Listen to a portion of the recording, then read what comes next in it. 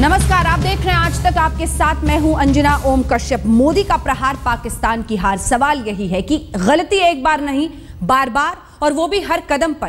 पहले जैसे ही सेक्रेटरी सचिव स्तर की बातचीत होनी थी, आपने हुर्रियत से बातचीत कर ली, हिंदुस्तान की चुनी हुई सरकार को एक तरह से अनदेखी करके, उसकी बात नहीं मान के। उसके बाद अब जबकि यूएन में प्रधानमंत्री बोलते हैं पाकिस्तान के, तो प्लेबिसाइट जैसी बातों का जिक्र करते हैं। उन्हें पता है कि हिंदुस्तान ने हमेशा कहा है ये द्विपक्षीय बातचीत है, यूएन में ले जाकर बार बार उठाकर वो हिंदुस्तान को कहीं ना कहीं तंग करने की कोशिश करते हैं, या फिर उन कट्टरपंथियों को खुश करना चाहते हैं जो पाकिस्तान में ऐसी बातें कश्मीर को लेकर सुनना चाहते हैं। यही है वो सवाल जो आज हम उठा रहे हैं, क्योंकि नरेंद्र मोदी के जवाब के बाद क्या वाकई पाकिस्तान के उस प्रहार पर अब एक जवाब मिल गया है। सभी खास मेहमान हमारे साथ बने हुए हैं जिनसे हम चर्चा लगातार कर रहे हैं। लेकिन सुल्तान अली साहब के पास जाने से पहले मैं अम्बी बहन याग्निक जी आपके पास सीधे आना चाहती हूँ।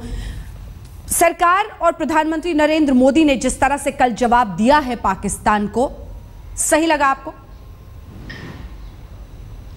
हाँ, उन्होंने जो कहा है कि भाई जब तक टेरर नहीं है, अशांति बनाए रखे, तब बायलैटरल टॉक्स हो सकती है जी। हमने पहले भी और आज भी यही रवैया रखा है, और प्रधानमंत्री जी ने तो पहले दिन उनको बुला लिया था अपने शपथ विधि में, तो आए थे, तो फ्रेंडली रिलेशंस तो उन्होंने एक्सटेंड हाथ लंबा कर दिया था, वो आए भी थे, उसके बाद बातें भी चली थी। पर जो टेरर का माहौल बना और उसके बाद जो टॉक सस्पेंडेड हो गए हैं, तो फिर से उन्होंने ये बात दोहराई है कि शिमला कन्वेंशन है, लाहौर कन्वेंशन है, तो आप बायलैटरल टॉक करके शांति बनाए रखिए। तो ये टेरर एंड टॉक्स जो साथ में जाते वो बात नहीं बनेगी। तो वो बात तो पहले से हो रही है इंडिया में, पर उन्होंने दोबारा दोहराई है, तो वो तो अच्छी बात है। पाकिस्तान और इंडिया को they should solve this problem at the earliest. हाँ, तो हली साहब फिर अब जवाब दीजिए आप, क्योंकि आप बार बार ये समझाने की कोशिश कर रहे हैं कि आतंकवाद से दोनों को लड़ना है, लेकिन आतंकवाद का गढ़ समाप्त आपको करना है।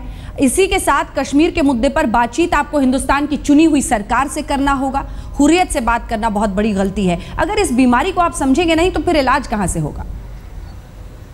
देखिए, सबसे बड़ी बात तो यह है ना कि आप हमारी नियतों की बात कर रहे हैं, आप हमारे दिल की बात कर रहे हैं, और हमारी सो कॉल्ड बदनीयती की बात कर रहे हैं। तो ये जो चीज़ें हैं, दिल के अंदर झांकना, ये तो भगवान ही झांक सकता है ना। लेकिन अगर आप यहाँ आए या यहाँ के आम आवाम से पूछें, तो आपको क्या कोई भी ऐसा मिलेगा जो भारत को खामखा के लिए गाली देता हो? आपके यहाँ मार्स मिशन गया, सबसे ज़्यादा पजीराई पाकिस्तान में हुई। आप किसी भी स्पोर्ट्स के मैदान में देख लें जहाँ हमारा आपस का मुकाबला नहीं होता, लेकिन आप किसी और के साथ खेल रहे होते हैं, हमारे लोगों की हमदर्दी भारत के साथ होती है। और जहाँ तक टेररिज्म का ताल्लुक है, मैंने बताया कि हम तो हुर्रियत से हमदर्दी बंद कीजिए ना साहब। तो साहब, हुर्रियत से हमदर्दी बंद कीजिए ना। नहीं तो सरताज अजीज ने आपको क्या कहा? यही कहा ना उन्होंने, जब इकरार कर लिए ये बात कि हमें इस वक्त नहीं बात करनी चाहिए थी, लेकिन आपने इसको इतना बड़ा बतंगड़ बना करके क्या किया आपने अपने एम्बेसडर के खिलाफ कुछ किया या नहीं किया? लेकिन नहीं, आपका सवाल यह है कि हमारे प्राइम मिनिस्टर ने क्यों ये बात यूनाइटेड नेशंस में उठाई। अगर आप समझते हैं कि ये बायलैटरली हल हो सकता है, तो बायलैटरली उसी वक्त हल हो सकता है जब आप और हम बातचीत करेंगे। अगर आप बातचीत के दरवाजे बंद कर देंगे तो हम कहां जाएंगे? इसलिए मैं बार-बार कह रहा हूं, खुदा के लिए जवाब देना चाह रहे हैं। ओके सुल्तान भाई, आप जो बातें करते हैं बहुत अच्छी करते हैं, और वाकई तहे दिल से मैं आपका शुक्रिया करना चाहता हूं कि यही भावना रखिए। आप सही कह रहे हैं कि अवाम के स्तर पर वो सब अमन चाहते हैं, लेकिन प्रश्न यहां आपके अवाम का नहीं है, ये प्रश्न है आपकी फौज का, प्रश्न है आपके एक्सट्रीमिस्ट एलिमेंट्स जो हैं आपके वहां पे, प्रश्न उनका है कि उनको खुश करना आज आपकी सरकार की मजबूरी जब बन जाती है। तो जैसा मैंने कहा कि पिछले चुनाव में किसी ने नहीं बात करी कश्मीर की, लेकिन यकायक अब कश्मीर की बात हो रही है। आप देखिए, सचिव के स्तर पे बातचीत होती है एक नया अध्याय लिखने के लिए, और उससे 4 दिन पहले जान पूछ के आप हुर्रियत को बुलाते हैं, जिसको कि मैं अच्छा मानता हूं कि कम से कम आप लोगों ने माना कि ये गलती थी, क्योंकि आज तक तो ये रहा था कि हम पे इल्जाम ठोके जा रहे थे। और फिर मैं कह रहा हूं, एक तरफ आप इसको गलती माने, उसके पर, और दूसरी तरफ नवाज शरीफ साहब जो है फिर यूएन में जाके उसी बात को दोहराते। तो देखिए, दो चीजें एक साथ नहीं हो सकती जी। आप कहिए कुछ और करिए कुछ, ये कैसे होगा? ये कभी नहीं हुआ है। ये वैसे ही नहीं हो सकता जैसे आतंकवाद और संवाद, दोनों चीज एक साथ नहीं चलते। मैं सिर्फ 2 आपको नाम देना चाहता हूं। पहली बात, हाफिज सईद, हम लोगों ने, हमारे तो लोग जाके मिलके भी आ गए, वो हैं वहां पे। अगर एक व्यक्ति हमारे यहां दहशतगर्दी के लिए जाना जाता है तो वो जाना जाता है, और अगर आप उसको पनाह देते हैं तो उसको क्या माना जाए? आपकी आतंकवाद के खिलाफ लड़ाई मानी जाए या आपका संरक्षण माना जाए? दूसरा, महमूद अजहर मौलाना वहां पे हैं, सबको पता है वहां उस हाईजैक के वो सबसे बड़े खलीफा थे। अब ऐसे लोग अगर आपकी धरती पे, आपकी जमीन पर भारत के खिलाफ आतंकवादी गतिविधियां करते रहेंगे तो क्या सिर्फ बातों से पेट भर जाएगा क्या? आप भी जानते, अगर हम आपके देश के अंदर आपके आतंकियों को अपने यहां बैठा लें और उनको प्रोत्साहित करते रहें तो आप क्या मानेंगे? बिल्कुल, और यही वो सवाल है जो हम उठा रहे हैं। मित्तल साहब, लौटूंगी आपके पास। मैं चाहती हूँ जीडी बख्शी साहब आप सीधे हली साहब से बात करें। हली साहब शायद उस लिबरल चेहरे को रिप्रेजेंट कर रहे हैं। उनका कहना है कि वहां पर जो आम लोग हैं वो चाहते हैं शांति, लेकिन हमें तो उनसे डील करना पड़ता है ना, जो सरहद पर पहुंचते हैं, जो इन्फिल्ट्रेशन कराते हैं या फिर एम्बेसडर हुर्रियत से मिलते हैं, और वो अपने खुद तो मिलते नहीं है सरकार की हामी या ISI या सेना की हामी के बिना। बख्शी साहब।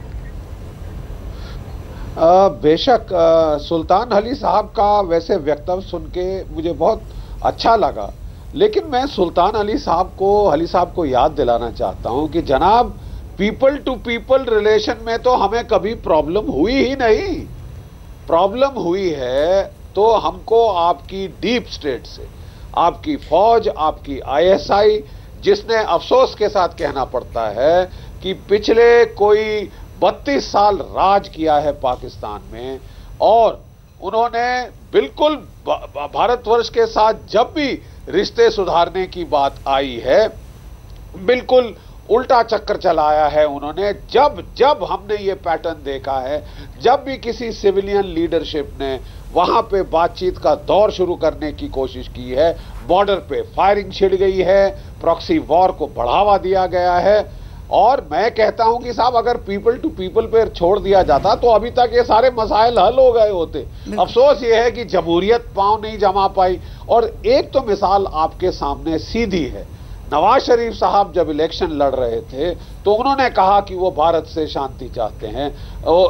अपनी इन पावर आने के बाद भी उन्होंने कई बार इस चीज को दोहराया कि बेटर रिलेशनशिप होनी चाहिए, इकोनॉमिक रिलेशनशिप होनी चाहिए, ट्रेडिंग होनी चाहिए ताकि रिश्ते सुधरें। क्या उन्होंने बड़ी हिम्मत करी, और जब हमारे प्रधानमंत्री जी ने अपनी शपथ ग्रहण समारोह पे उन्हें बुलाया कि उनके साथ बातचीत की जाए, हाथ मिलाया, बड़े अच्छे से एक बड़ी अच्छी पहल करी। देखिए उसका नतीजा क्या हुआ। आज नवाज शरीफ साहब का तख्ता पलटा जा रहा है। वहां पे सेना ने उनके पीछे इमरान खान साहब छोड़ दिए हैं, उनके पीछे क्वादरी साहब दहाड़ पे दहाड़ लगा रहे हैं, उनकी बिल्कुल कुर्सी हिला दी गई है। ये नतीजा मिला है उनको भारत से शांति की वार्ता का प्रयास करने के लिए भी, कोशिश करने के लिए भी। तो ये तो मतलब ये जो मसाइल है ये आपके पाकिस्तान के आवाम को भी समझना पड़ेगा। और जब तक पाकिस्तान का आवाम अपने आप को असर्ट नहीं कर सकता अपनी फौज के बरखिलाफ, अपनी ISI के बरखिलाफ। और देखिए मैं आपको केवल एक बात याद दिलाना चाहता हूं, टीवी आप भी देखते हैं, टीवी हम भी देखते हैं। 26/11 में पूरी दुनिया ने साहब देखा, आपने देखा, हमने देखा, अजमल अमीर कसब, वो कौन से मुल्क का रहने वाला है साहब बताइए? वो पाकिस्तान का रहने वाला है। AK-47 लेके एक रेलवे स्टेशन में वो आदमी, औरतों, बच्चों पे दनादन गोलियां बरसाया जा रहा है। उसने साफ बोला कि साहब हाफिज सईद हमको मिलने आया था, उसने हमको हौसला अफजाई करी थी, ट्रेनिंग दिलवाई, सब कुछ किया। हाफिज सईद के खिलाफ आप एक्शन नहीं लेना चाहते, हमने डोजियर पे डोजियर भेजे, आप कहते हैं साहब ये फिक्शन है, ये तो कहानी है। तो साहब फिर ऐसे कैसे चलेगा साहब? आप प्लीज समझिए, आप यहाँ के लोगों का आक्रोश क्यों हमें गुस्सा आता है ये प्लीज समझिए। पिछले 30 साल अली साहब, पिछले 30 साल से यहाँ आतंकवाद का जोर यहाँ पे चल रहा है, दौर सीधे सीधे जो आपको ट्रेस बैक किया जा सकता है आपकी ISI को। उन्होंने 10 साल पंजाब में ये दौर चलाया, 21,000 भारतीय शहीद हुए।